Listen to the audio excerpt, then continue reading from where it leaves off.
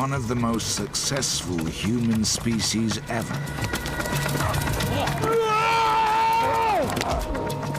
For 250,000 years, they dominated Europe, a continent ravaged by ice ages and stalked by wild animals.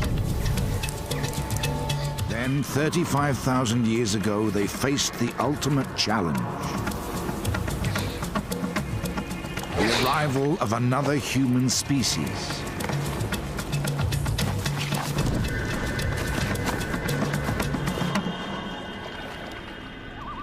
This is the story of the last time two different species of human shared this planet. Only one of them would survive.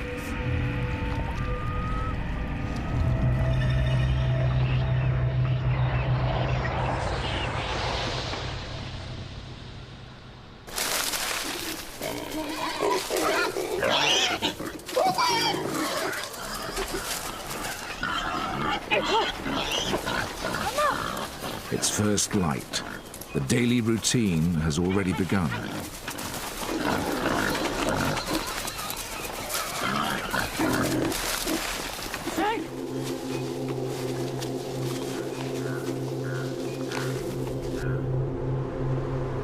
"35,000 years ago, southern France was a cold and unforgiving place to live.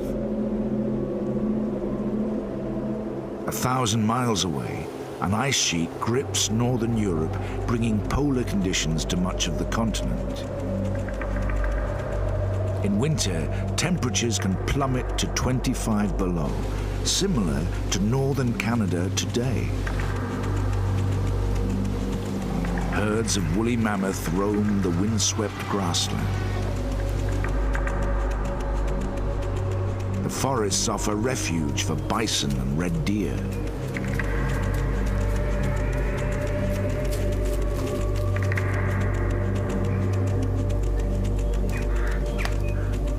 And limestone caves provide shelter for the people of this valley.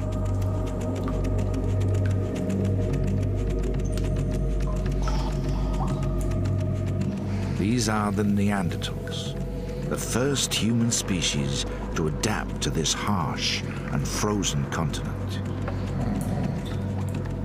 Protection from the freezing cold comes from animal skins cleaned and worn as clothing.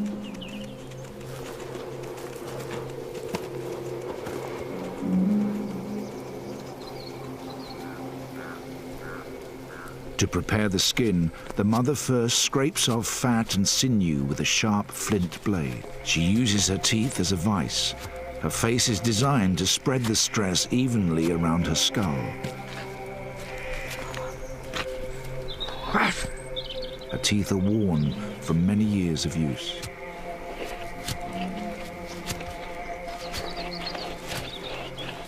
There are only 2 women in the clan. An old man, 3 adult males and a young boy make up the 7-strong family group.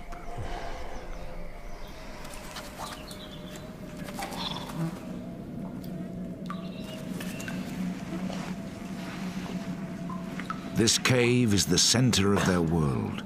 Within its walls, they sleep, eat, butcher meat.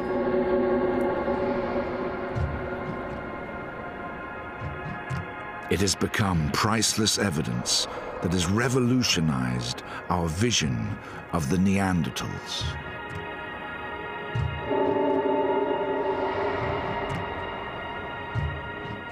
Far from the ape-like and brutish characters of popular myth, we now know they were a strong, intelligent, and highly adapted species.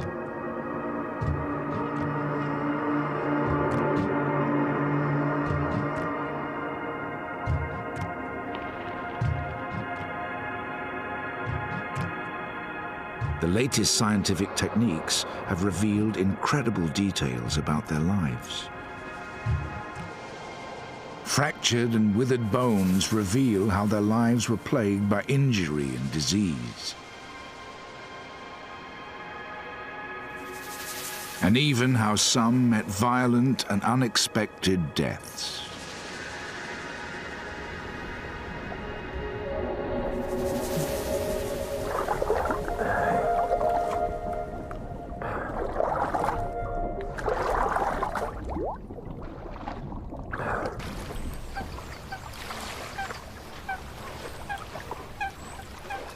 2 generations divide the old man and the young boy, but they have one thing in common. In this harsh climate, they are the most vulnerable.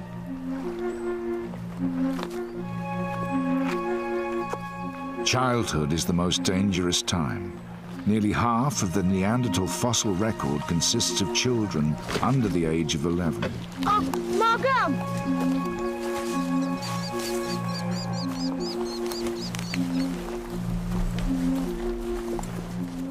At 5 years old, this boy has only just been weaned from his mother's breast. Yet his brain is the size of a modern-day adult. His physical skills are advanced.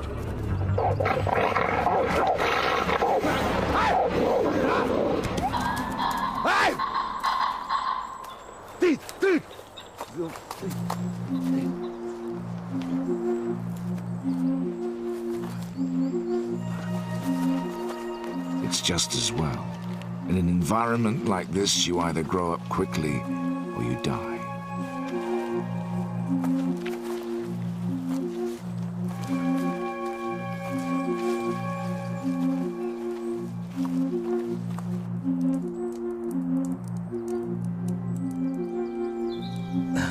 For the oldest member of the clan, life is no less precarious.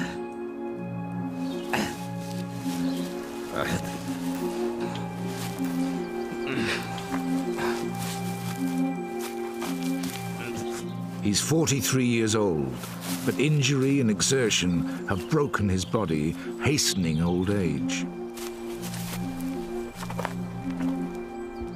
Already he's living on borrowed time. 4 out of 5 Neanderthals never get to see their 40th birthday.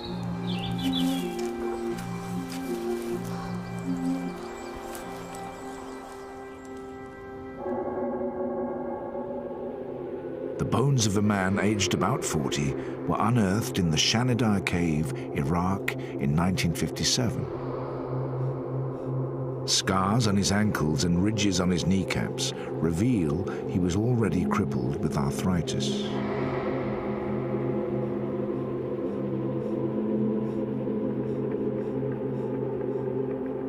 He had multiple fractures to his upper right arm. Paralyzed and misshapen, it had withered to a fraction of its normal size. Here it lies alongside a normal, healthy bone. The lower half of the arm is completely missing, severed above the elbow by some traumatic event in his life.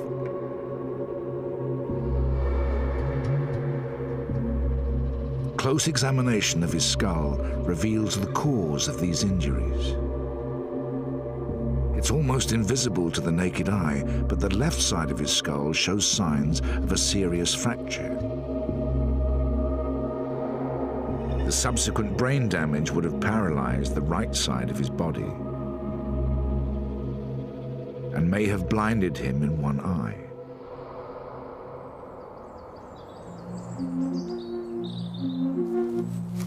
Corn. Done. For the old, there are few concessions in this brutal world. If he is to stay with the clan, he needs to pull his weight.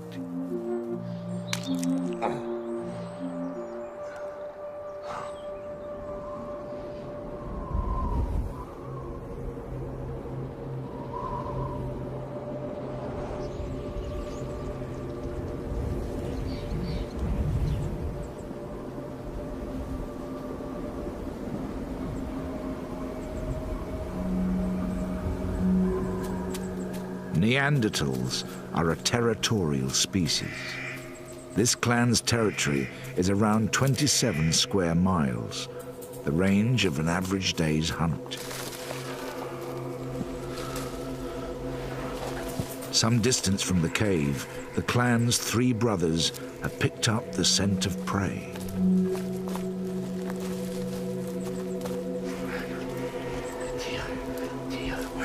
The oldest brother is the leader, the strongest and most experienced.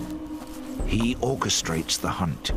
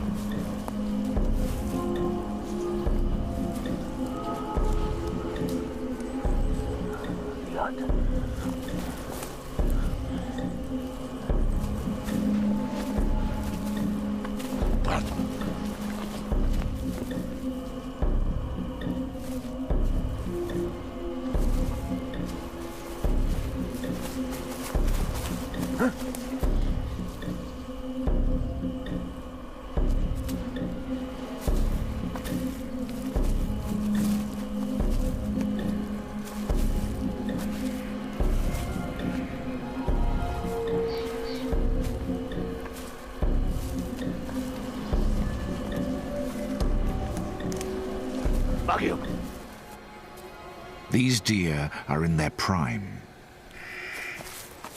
Nutritionally, they're more valuable than old or sickly prey, but also much harder to catch.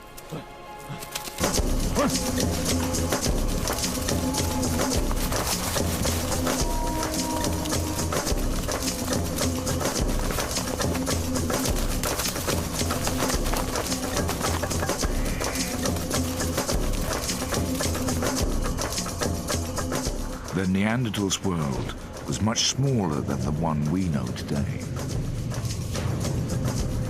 Arctic tundra in the north and vast stretches of desert and sea to the south restricted their range to Europe and Western Asia. Even at their peak, it's estimated that as few as 100,000 Neanderthals may have lived within this border.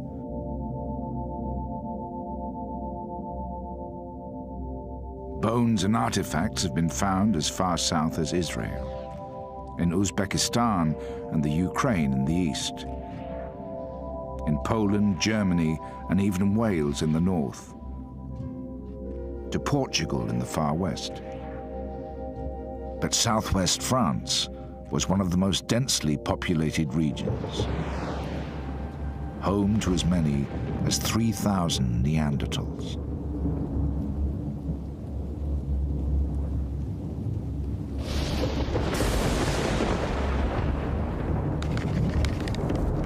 The hunt has not been successful. Darkness has fallen and the men are stranded on the edge of their territory. If they are to survive a night away from their cave, they must make a fire.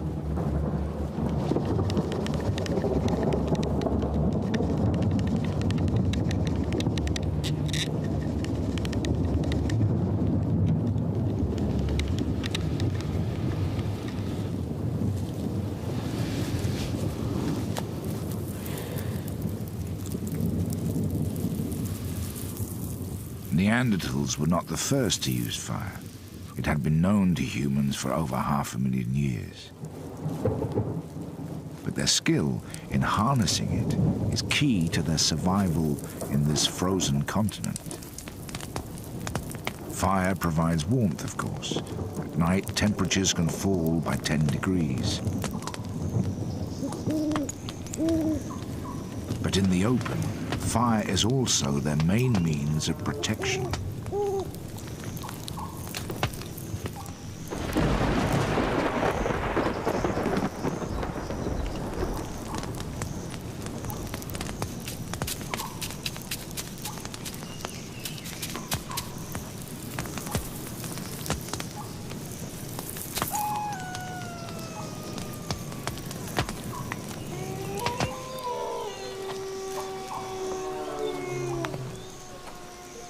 Leopards and wolves, cave lions and bears stalk this part of France.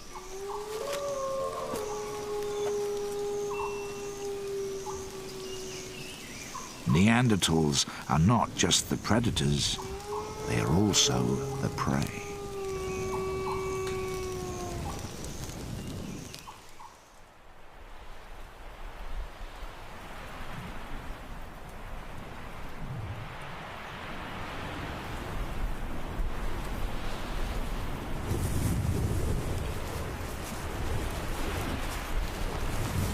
Early next morning, the hunt begins again.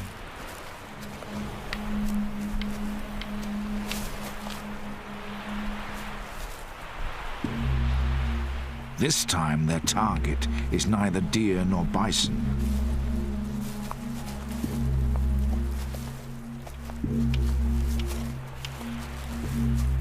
On the border that divides their territory from the next, the brothers have stumbled upon another kind of prey.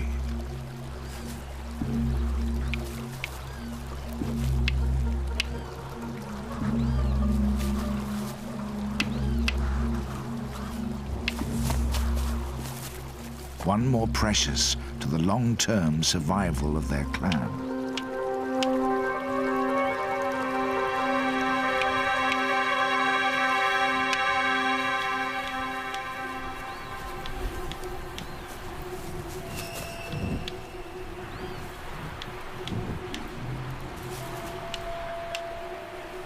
The size of their caves and the debris unearthed within them suggest that Neanderthals lived in very small groups, perhaps no more than 25, and sometimes as small as 8.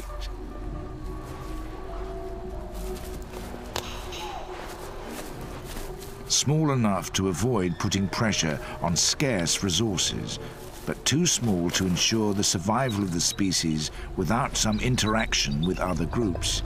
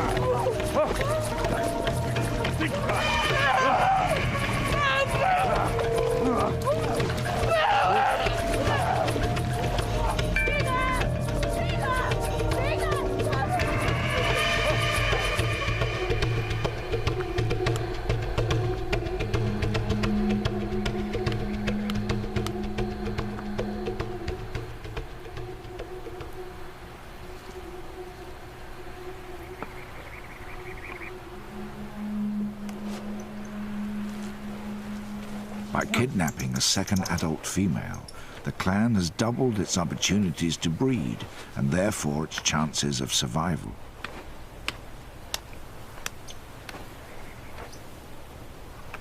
The fact that Neanderthals were territorial makes it likely they were male kin bonded, organized around fathers, brothers and sons. It's a giant. Women were probably transient, moving from clan to clan.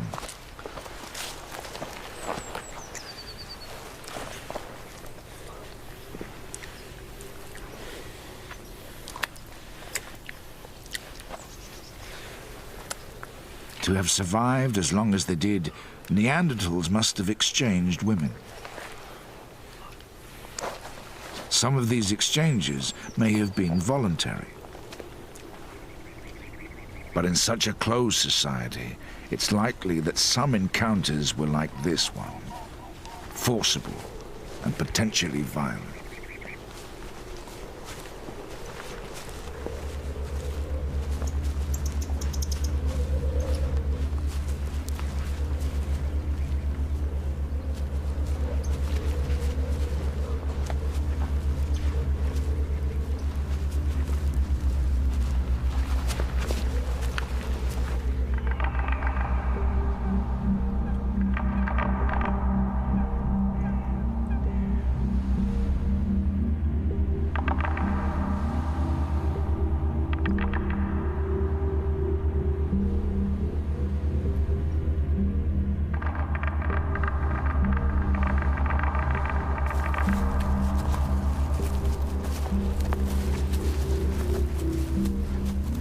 The men returned to the cave after 3 days hunting. It's a joke. Aquí. It's a joke.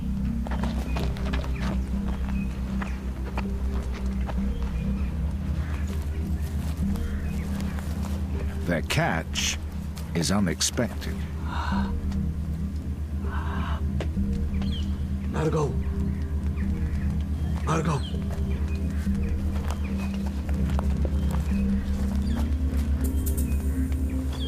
To the dominant female, the newcomer poses a threat to her position in the clan. She must quickly assert her authority.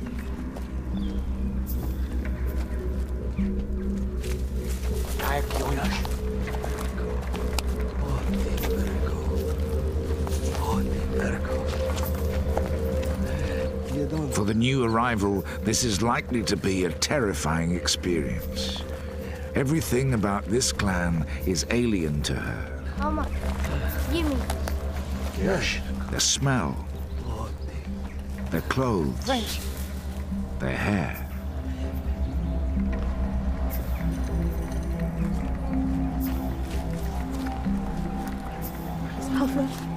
Even their language.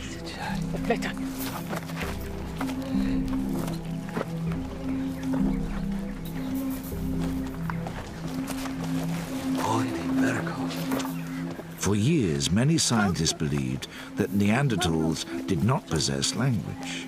Mama, give me. They assumed that, like other primates, they communicated using only gestures and calls.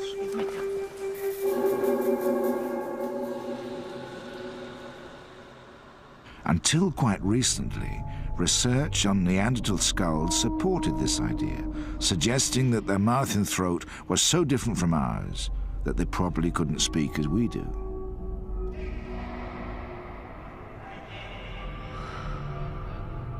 But in 1983, a discovery at Kibara Cave in Israel turned this debate on its head. These three tiny fossils make up a bone called the hyoid. They sit in the throat, holding the muscles and flesh of the vocal mechanism in place. The Neanderthal hyoid is almost identical to ours and is the most compelling evidence yet that their throat was designed for speech. It may well have been more limited than ours, but it now seems certain that Neanderthals had a language of their own.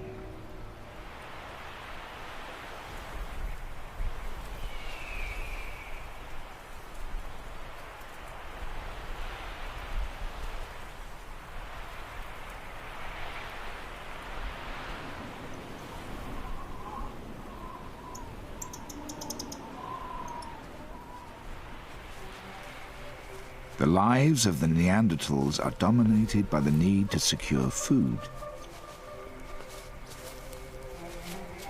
At the age of 11, the youngest woman in the clan has not been hunting for long. Her prey is small, but it's fast, and she has to be skillful.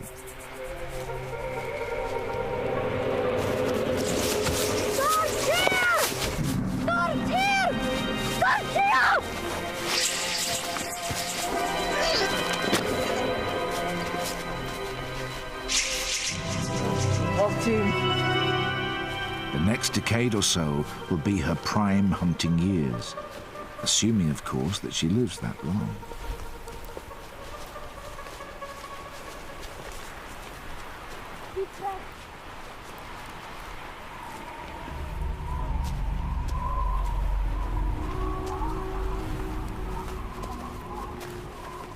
The Neanderthals' world is a dangerous one. Almost all the adult fossils discovered so far reveal some kind of serious injury.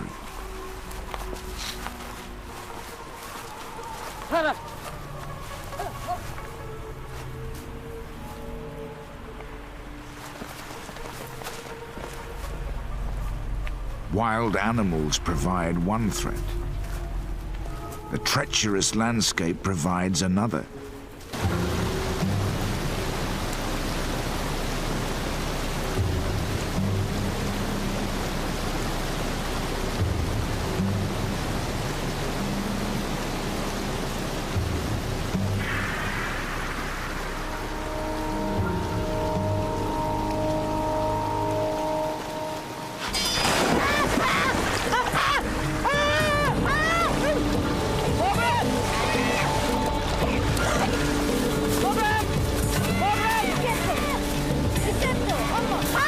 Meltwater from snow has swelled the volume of the river.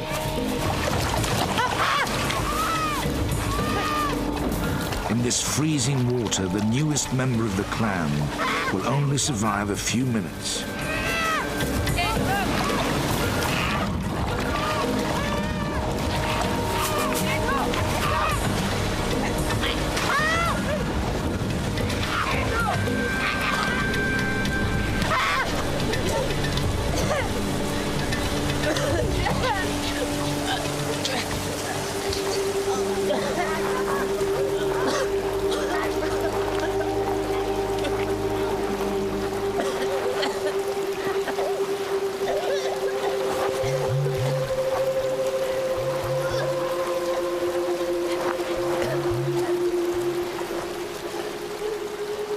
This rescue has a selfish motive.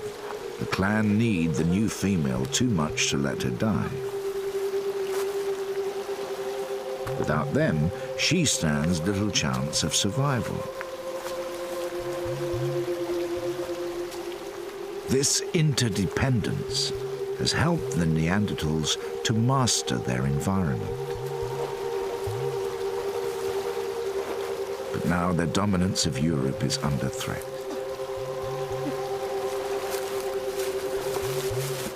In the last few thousand years, a new species has arrived here.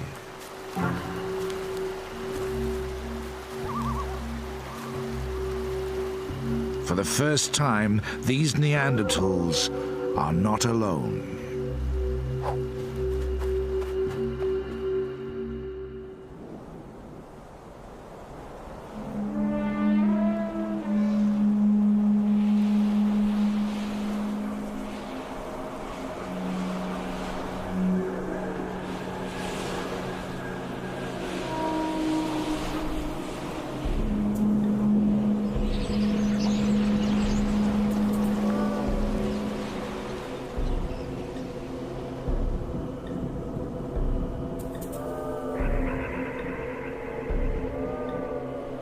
The men have returned to the hunt.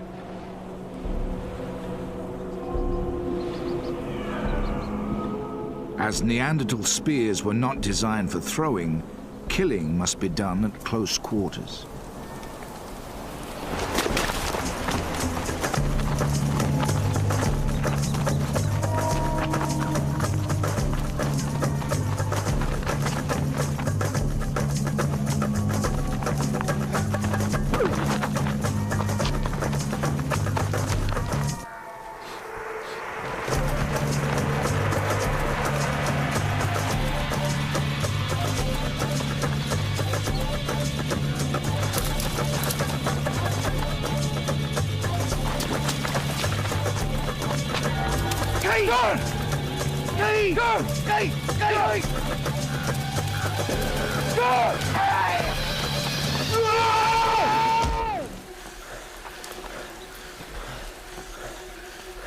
Driving the deer over a cliff makes it less likely that the men will injure themselves.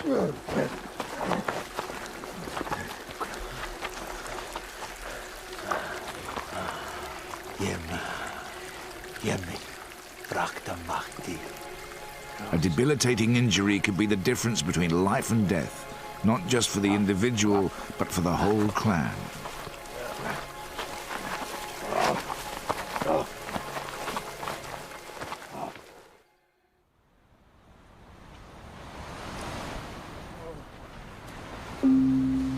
All that remains is to carry the kill the 6 miles back to the cave.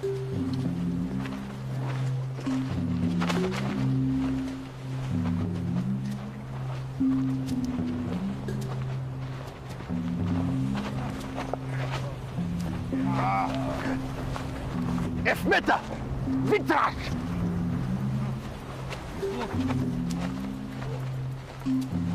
But Neanderthal bodies are powerhouses. They've evolved to take this kind of strain.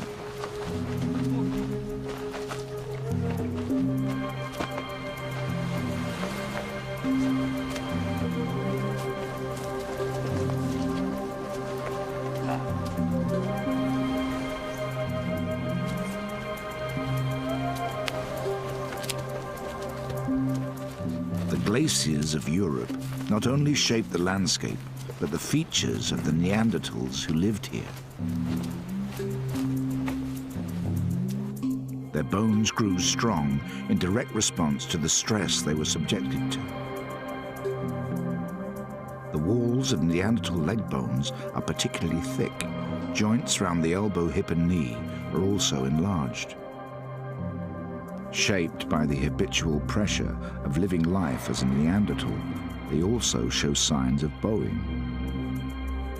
Seen in contrast to the modern leg beside it, Neanderthal bones are not just thick and bowed, they're much shorter than our own.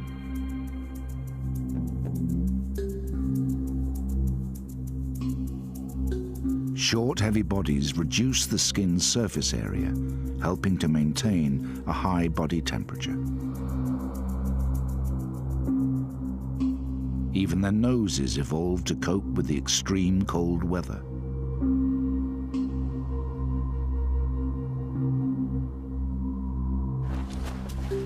Their nasal cavities are larger than our own and contain extra capillaries and mucus to warm and moisturize the air, preventing damage to fragile internal tissue.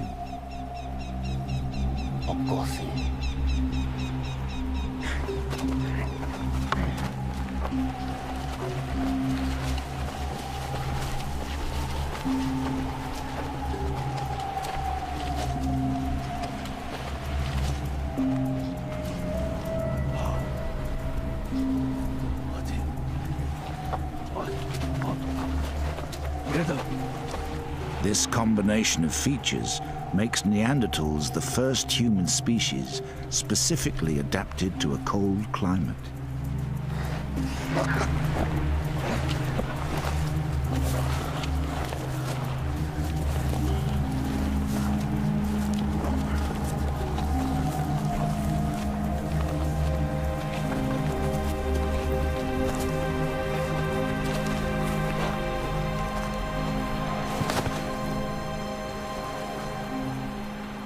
To our eyes, their faces may look ugly, but they are a triumph of evolutionary adaptation. Jeder.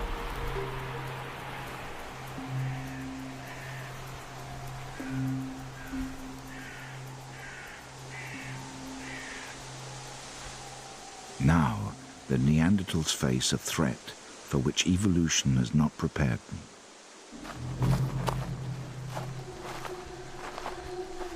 Physically, these strangers are not so well adapted to the bitter climate, but they have other advantages. They've evolved new ways of living together and new ways of thinking. They are Homo sapiens, known in Europe as the Cro-Magnons. They're distantly related to the Neanderthals.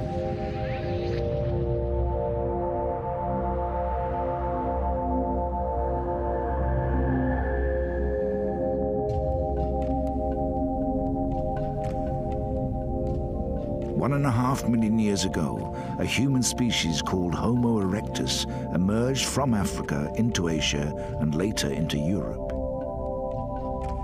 Over thousands of years, deserts, glaciers, and vast inland seas isolated the species. In the cold, harsh conditions of northern Europe, a new cold-adapted species evolved, the Neanderthals. Meanwhile, in subtropical Africa, a warm-adapted species evolved. 100,000 years ago, they expanded as far as the Middle East. 45,000 years ago, the weather turned warmer, opening up a route into Europe. And so, 10,000 years after they set out from the Middle East, the Cro-Magnons arrived in southern France. For now, their numbers are small. This advance party is scouting for new territory. These fertile river valleys in the south of France are perfect, except for one thing. This is the stronghold of the Neanderthals.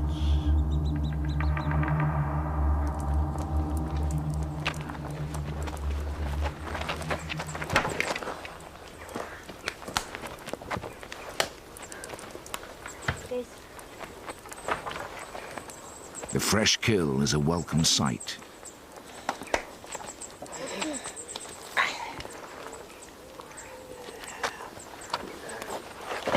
The Neanderthals' ability to cook gives them the edge over the other predators that share their world.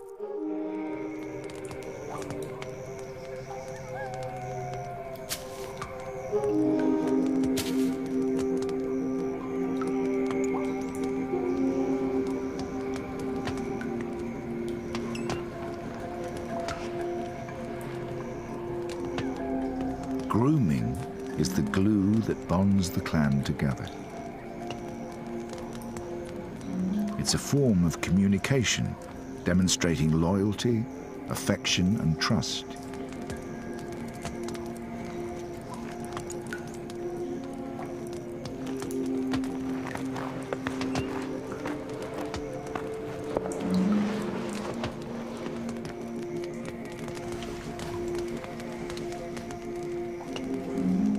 Intimate contact of this kind is immensely pleasurable. The clan can spend up to 4 hours a day relaxing under each other's touch.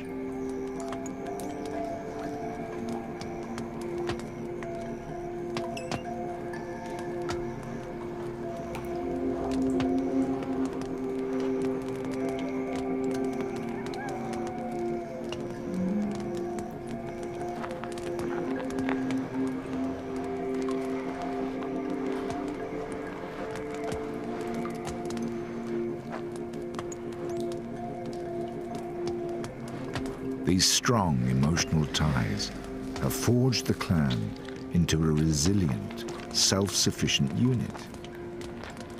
This unit has ensured their survival until now.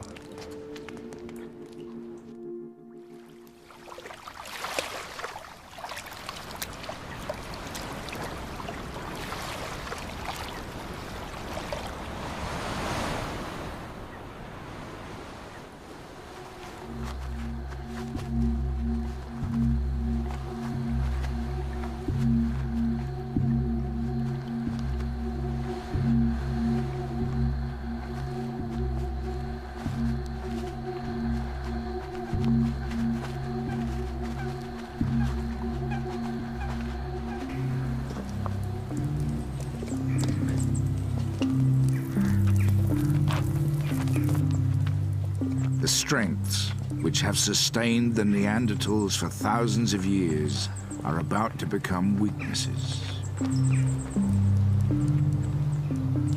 Ironically, they are so well adapted to this world that it's hard for them to cope with the pace of change now taking place. The small size of their clan makes them vulnerable. Limited language skills make it hard for them to seek alliances with others. And their self-sufficiency blinds them to the threat that is now closing in.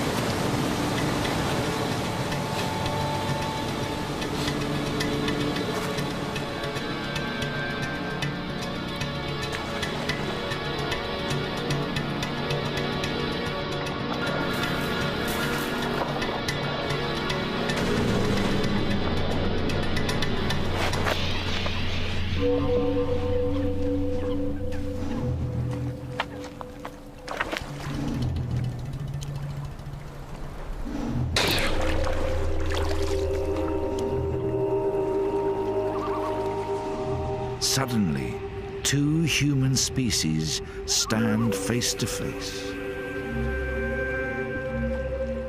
How will they react to each other? In this harsh world, is it possible for them to coexist? A fight for survival is about to begin. Nothing in this Neanderthal's life could have prepared him for this encounter.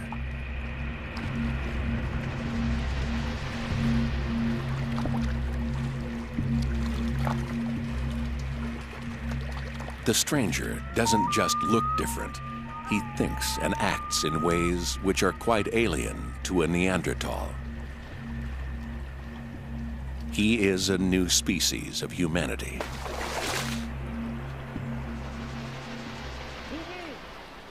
A Homo sapien, known in Europe as a Cro-Magnon.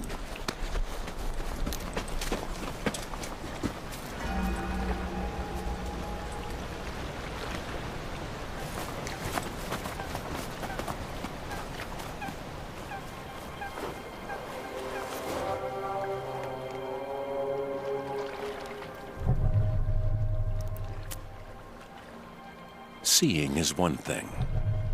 Comprehending is another.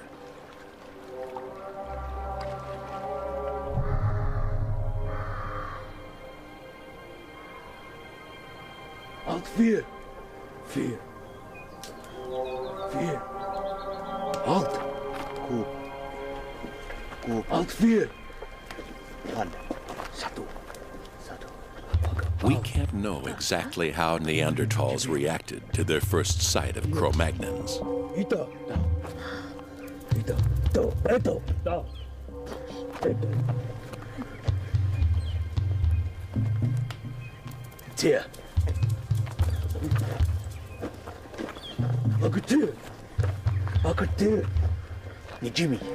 But coming from such a sheltered world, it may be that they simply did not understand the significance of what they saw.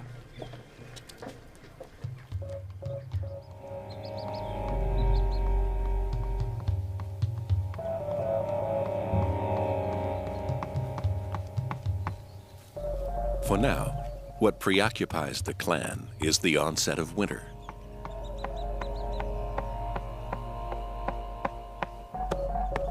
They are one of the smaller clans living in this part of France. The old man and the young boy, 3 adult men and 3 women, are the entire family group. All of them will need to play their part if they're to survive the next few months.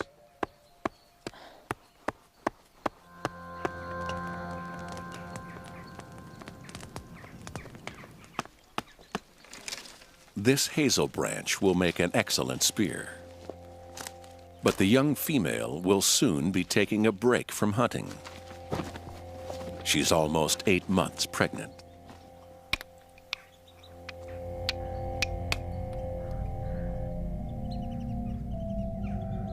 The Neanderthal toolkit consisted of around 6 types of tool, all geared to more specific tasks than those of earlier humans.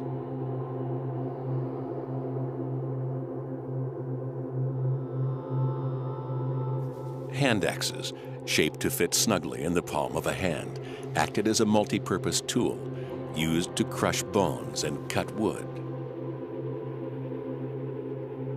Side scrapers were used to prepare and soften animal skins.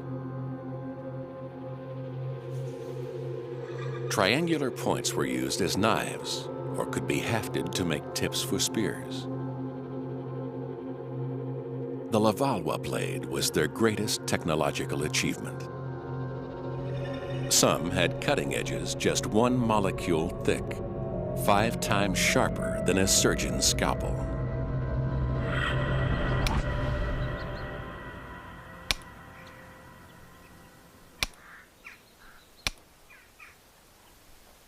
Within the clan, tool-making skills and knowledge are passed down from one generation to the next. There are subtle differences between the tools used by this clan and Neanderthals elsewhere in Europe. Proof that clans rarely interacted.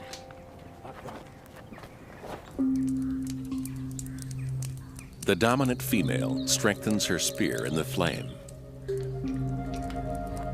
It's an effective weapon, but not a new one. It's been around for 500,000 years, even longer than the Neanderthals themselves.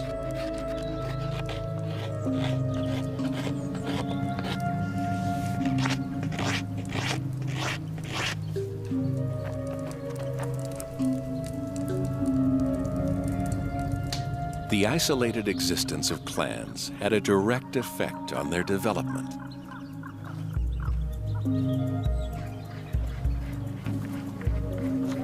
Limited interaction meant there was little chance to exchange new ideas and techniques. Atraído. The result was that Neanderthal tools changed little in 250,000 years.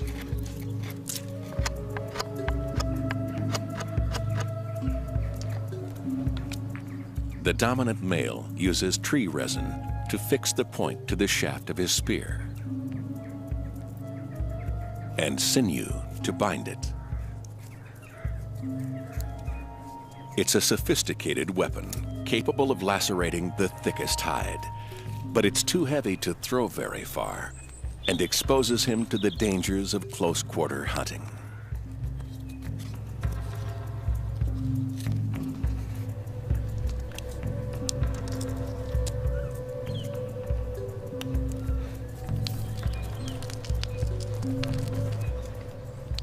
Were Neanderthals capable of innovation? Did they have the cognitive skills to develop new ways of doing things? Buried in the archaeological record is tantalizing evidence that they did. 35,000 years ago, a remarkable transformation took place.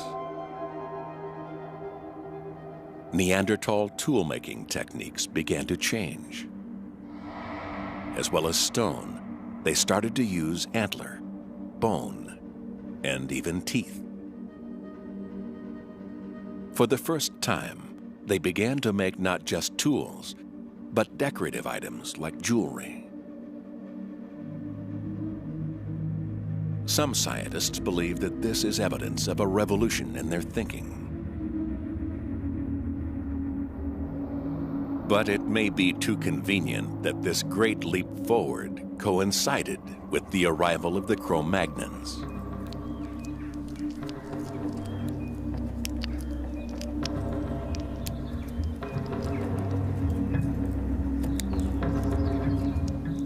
The Neanderthals may simply have been copying Cro-Magnon techniques,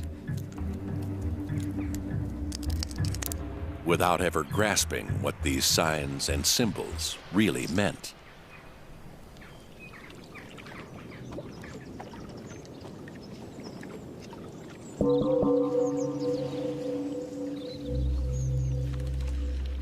The Cro-Magnons possessed a weapon more powerful than anything the Neanderthals had devised.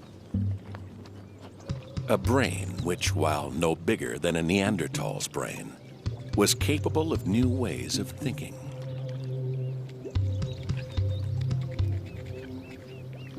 Body paint and jewelry are just the outward manifestations of something far more profound.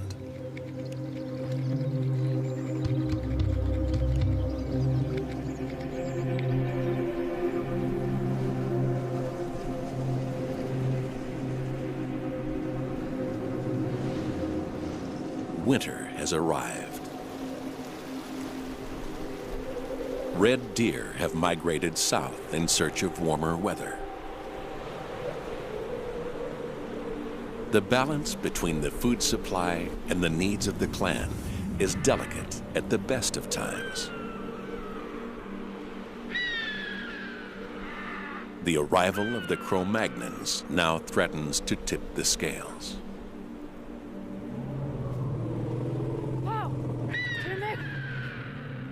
Food has become even more scarce.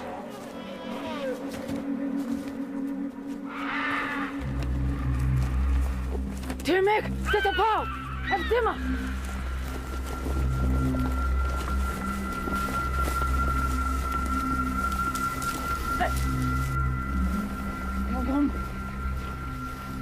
Killing a mammoth is a dangerous undertaking. For these women, one of them heavily pregnant, the risk is too great.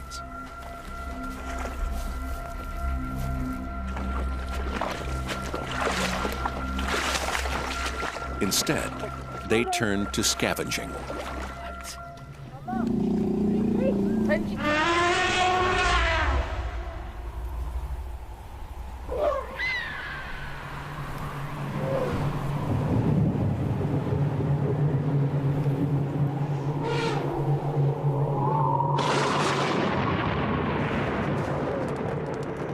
As day turns to night, temperatures plummet below zero.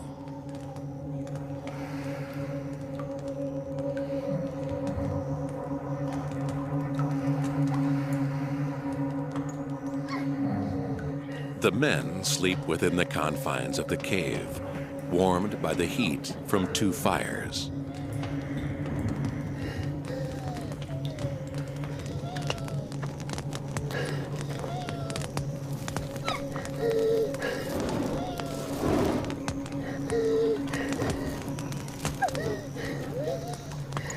But for the clan's women, there will be no rest tonight.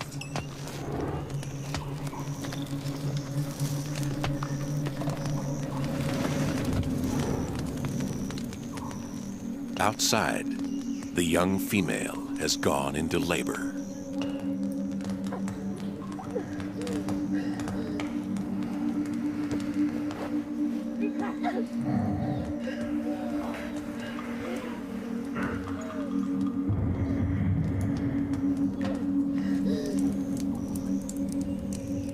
This is a dangerous time for her.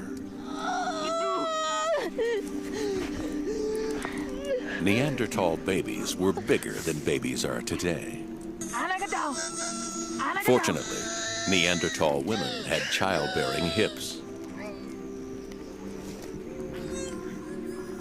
The size and structure of their pelvis even makes it possible that they had a larger birth canal than women today. Nevertheless, the pain is still intense.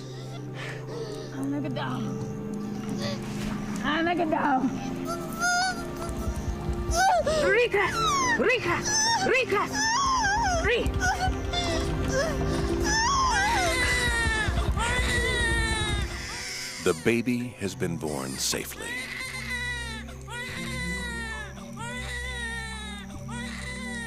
But its fight for life is not yet over.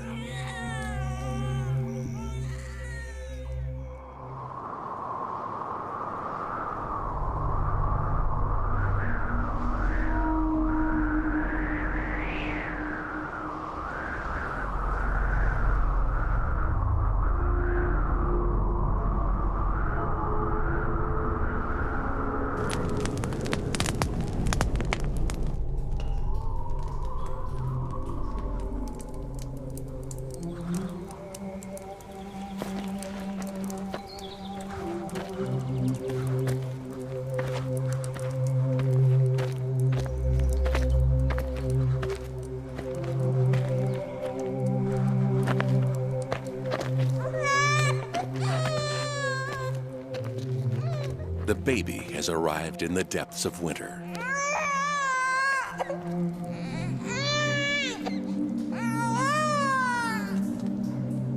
It's a bad sign for the clan.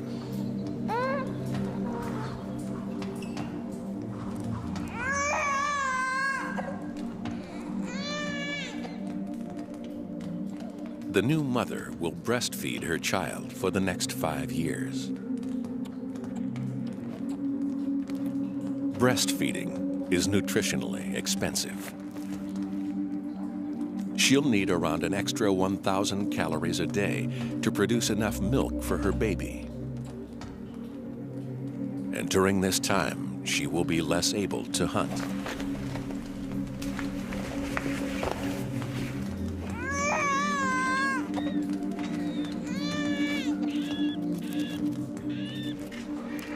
The group will have to provide for her.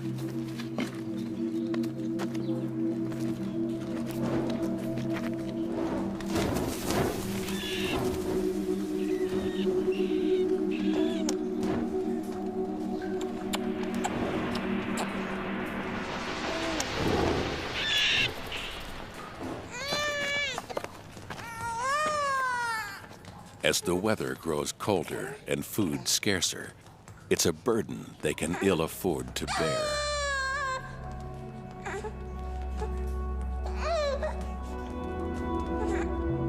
Nearly half of Neanderthal children died before reaching adolescence.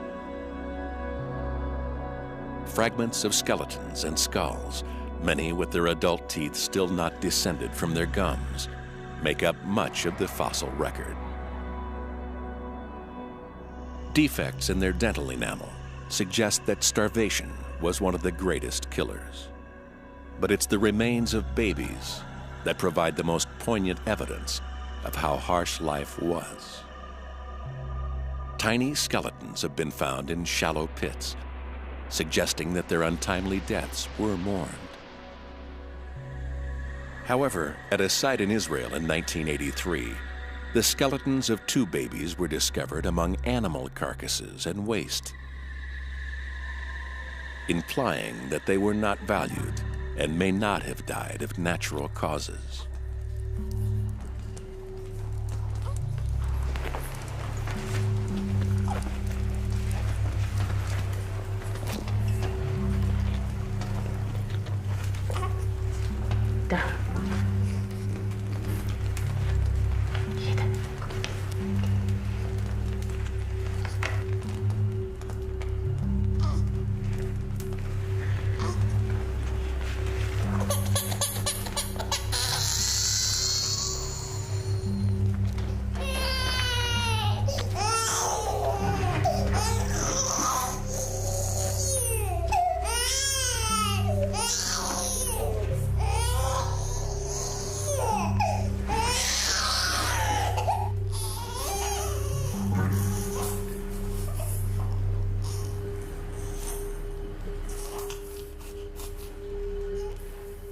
Infanticide may seem brutal, but in some hunter-gatherer groups, it has been known as an established method of birth control for hundreds of years. Only by being this ruthless is the clan able to survive at all.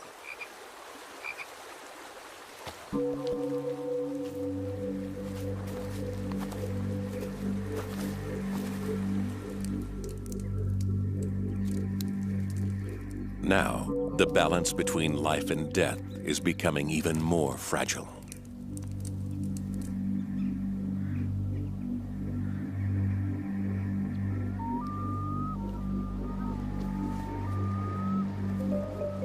For the first time, the Neanderthals have competition.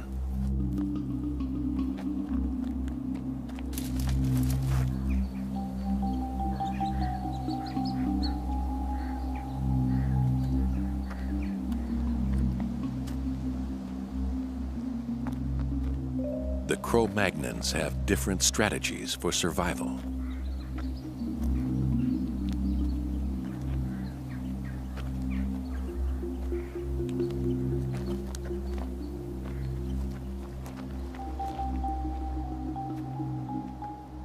Socially adaptive and competitive, they have colonized much of the continent.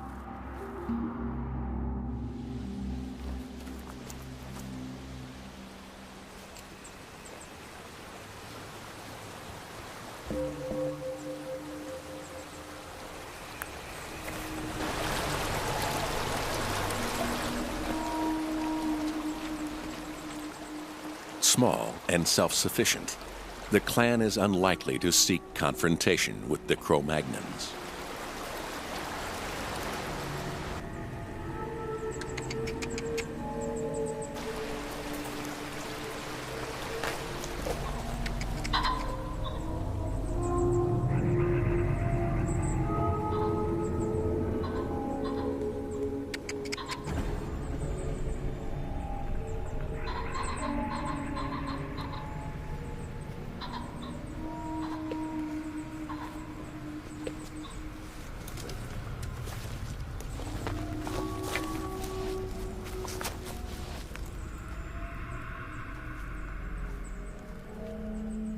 Evidence suggests that in some parts of Europe, the 2 species did coexist, apparently peacefully, for many generations.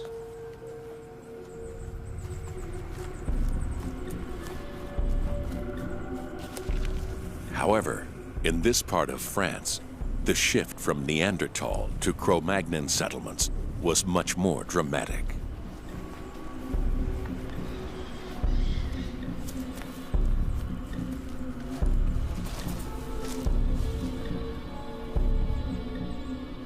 One of the last parts of Europe to be colonized, these fertile valleys were worth fighting for.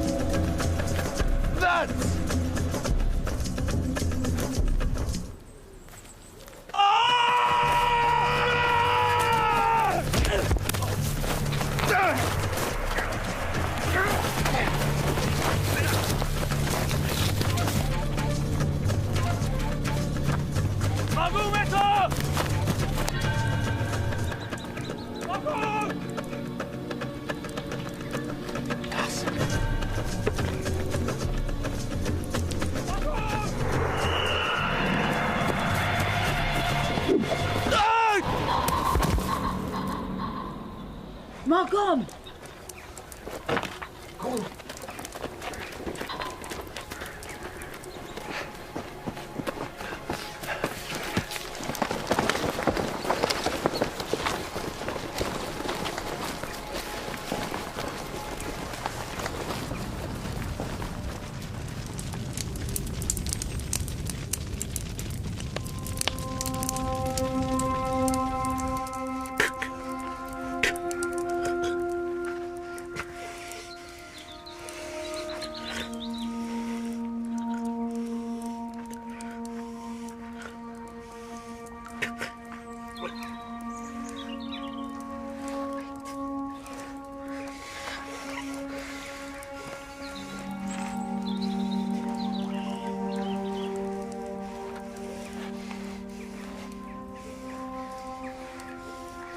The spear has punctured the dominant male's lung. He's lost a lot of blood, and his life hangs in the balance.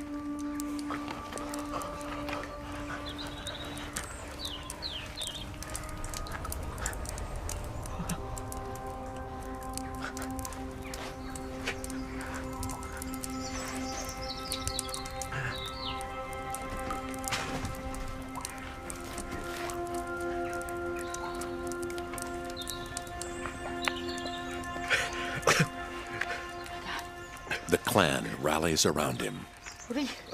Their whole future is at stake.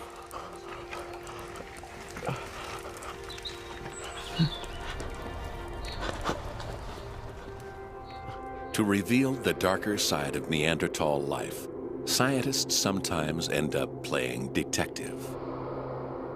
Even a single bone can yield a treasure trove of secrets.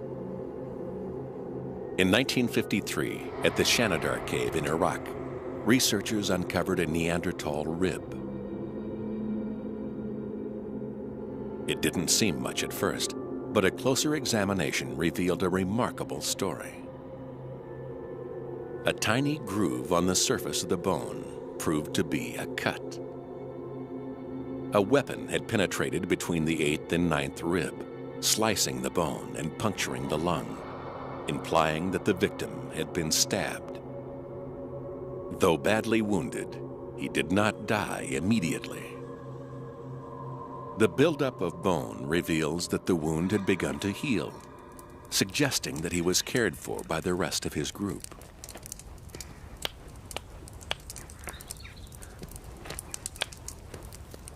The members of the clan know a great deal about the healing properties of plants.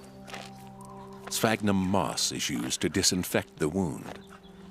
Comfrey leaves promote the growth of bone. Both grow close to their cave.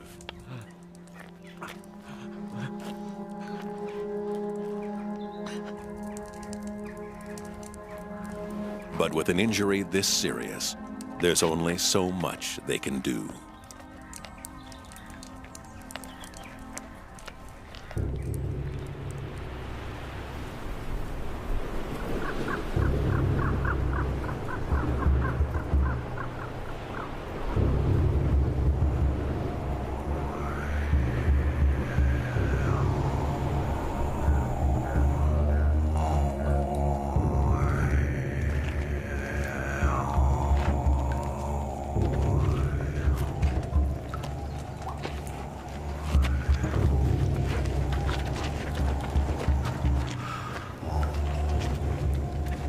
Three weeks have passed. The dominant male is dead.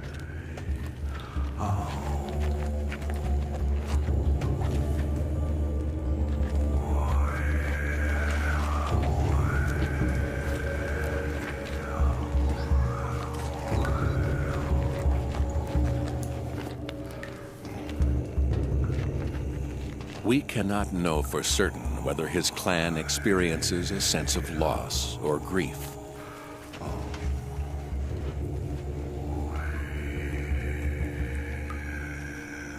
Or whether they have any sense of an afterlife.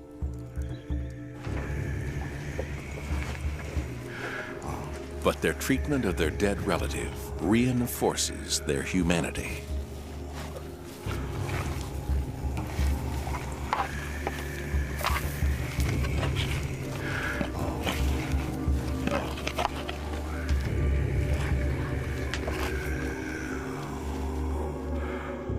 A partial skeleton lies in a shallow pit in the floor. His right arm folded over his chest, his left hand on his stomach.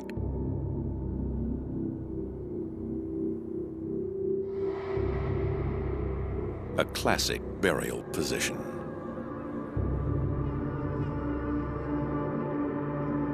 This body, found in a cave in Israel in 1983, has been the subject of much debate. Scattered around him were animal bones and teeth. Some scientists claim this is evidence of ritual.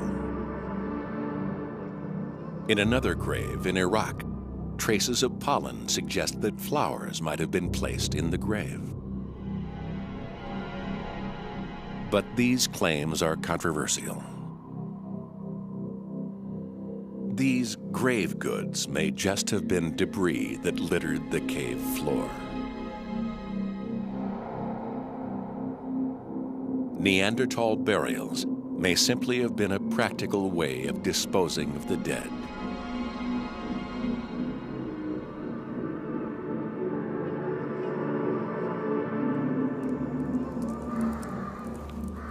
Or was it something more humane?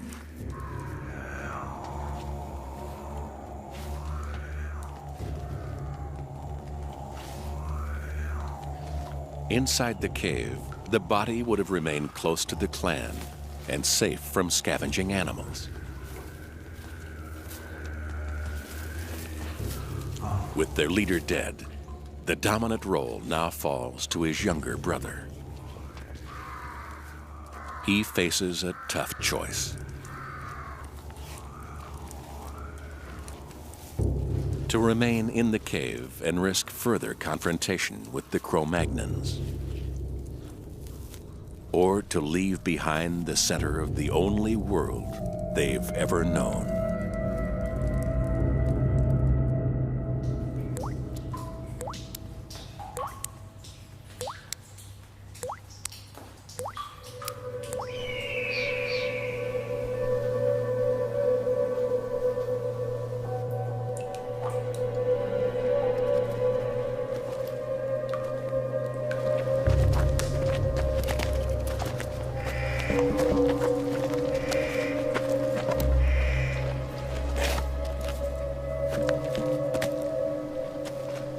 Ange. Bered, not Kun. Becky. The Cro-Magnons take over the deserted cave. They'll use it as a temporary settlement until the rest of their group arrives.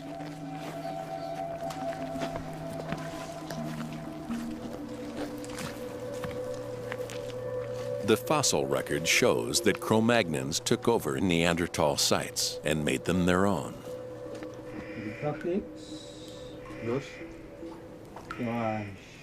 Now, modern man has arrived. For the Neanderthals, there is no way back.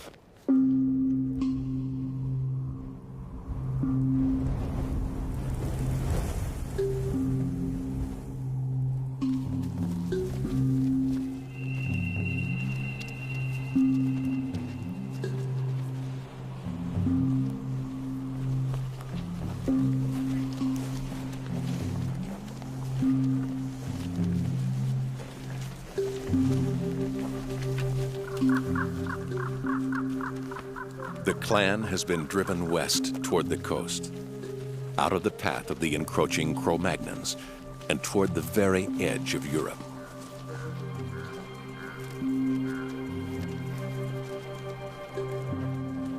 This is uncharted territory for them.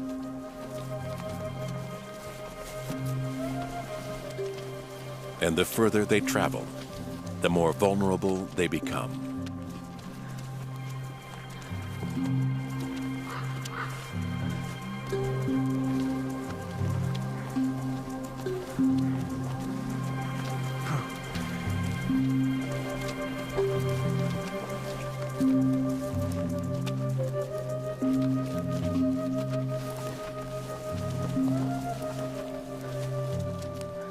For the young female, the group's newest recruit, this is a journey too far.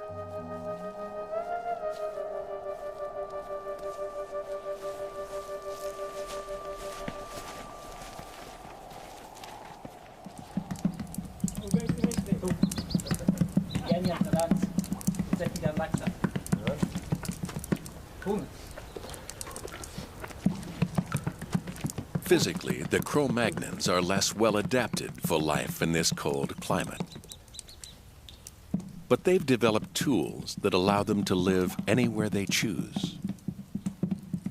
Harpoons to kill fish when supplies of red meat dwindle.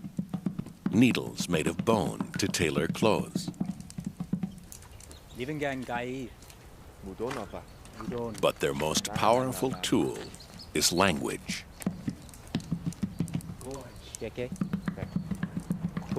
Unlike the Neanderthals, the language of the Cro-Magnons is rich and more complex. It's the trigger for art and culture. It allows individuals to form much larger social groups and to trade goods and form alliances in times of need. These new ways of living had devastating consequences for the Neanderthals.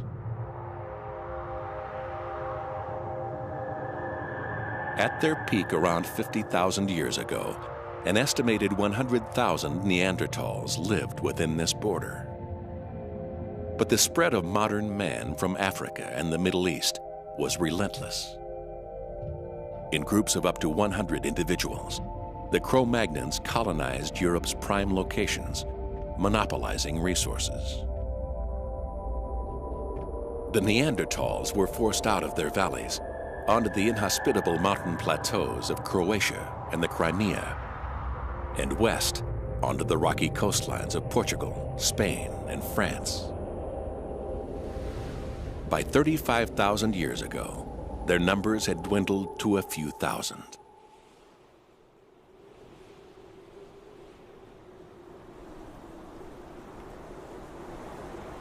Here on the high ground, there is little vegetation to support animal life, little water, and no natural protection from the weather.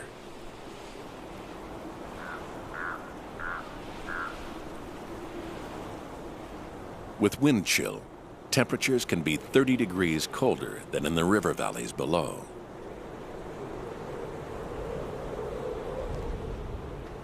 With their short, sturdy bodies, Neanderthals are physically more able to survive here than Cro-Magnons.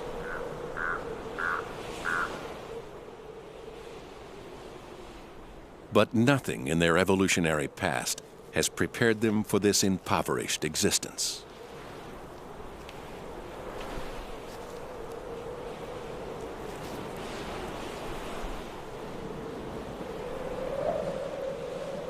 They need to eat. But cut off from their territorial hunting grounds, they find it harder to hunt prey.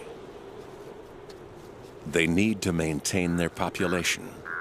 But cut off from other Neanderthal clans, they find it harder to reproduce. The ties that have bound them together are beginning to come apart.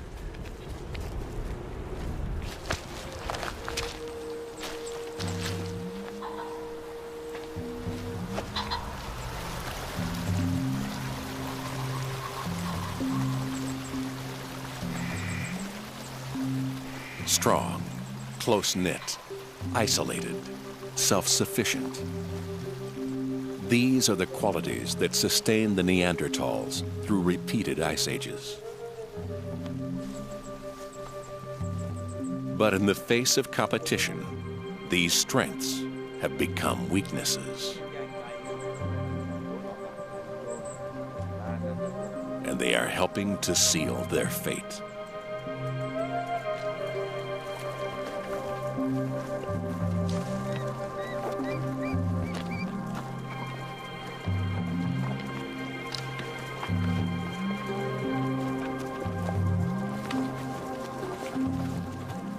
When the end finally came, it wasn't genocide or even a natural disaster.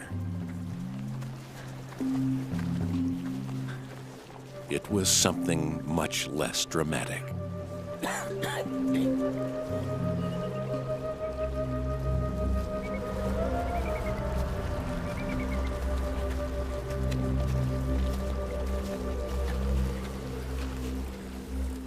Neanderthals were simply outcompeted by a species which came up with better strategies for survival.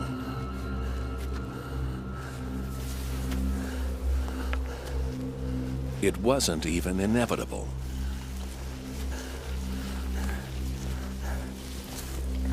Had Neanderthal birth rates been only 2% higher, or their mortality rates 2% lower, they might not have become extinct at all.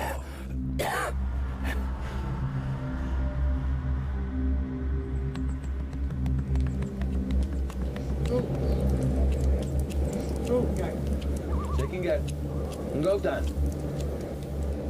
Jamal's done. There may, however, be one final twist to this evolutionary tale.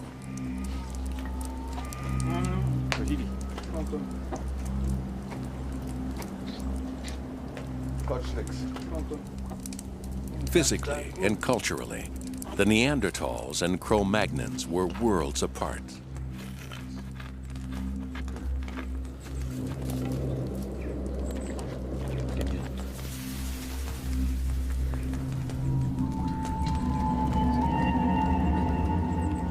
Two separate species.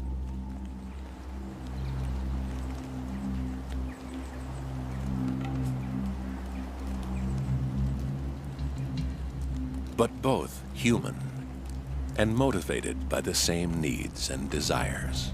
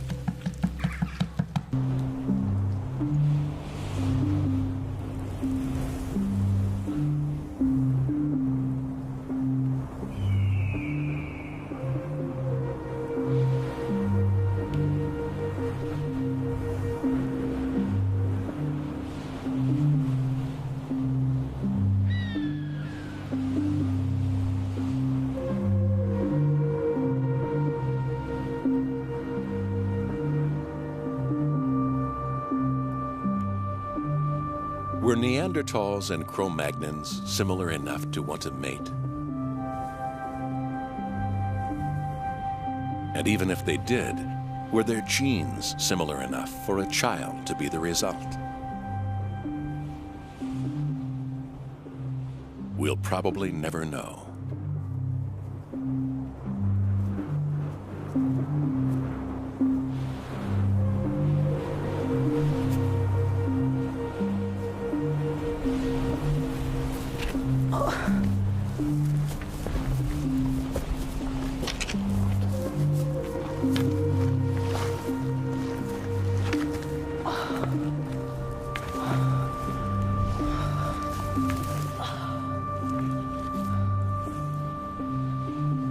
But one tantalizing piece of scientific evidence keeps us guessing. In 1998, in Portugal's Lapido Valley, archaeologists unearthed the remains of a 4-year-old child. Its body had been stained with red ochre and buried in a shallow pit. Deer teeth and a pierced shell were found close to the child's body. Small front teeth and the pointed chin seemed to confirm that this was a Cro-Magnon child. But the rest of the skeleton tells a different story. The limbs were short and strong, like those of a Neanderthal. Yet the Lapido child died about 3,000 years after Neanderthals are believed to have become extinct. Could this child be a hybrid, half Cro-Magnon and half Neanderthal? Scientists are still undecided.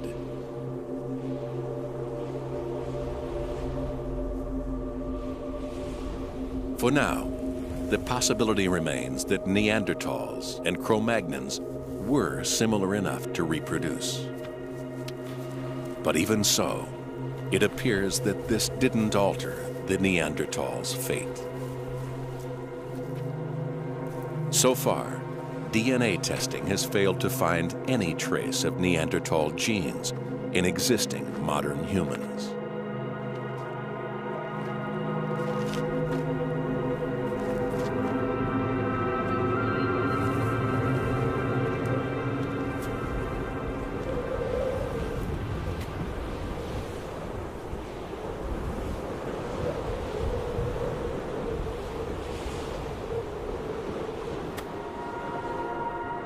Around 30,000 years ago, in the remote outposts of southern Spain and Croatia, the last Neanderthals died,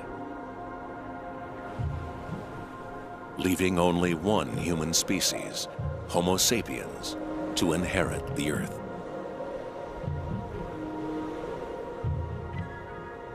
We've outlived the Neanderthals by less than 30,000 years. They survived 250,000 years, enduring the harshest climate the world has ever known. And yet, when the time came, like so many species before them, the Neanderthals too became extinct. Our staying power has yet to be tested.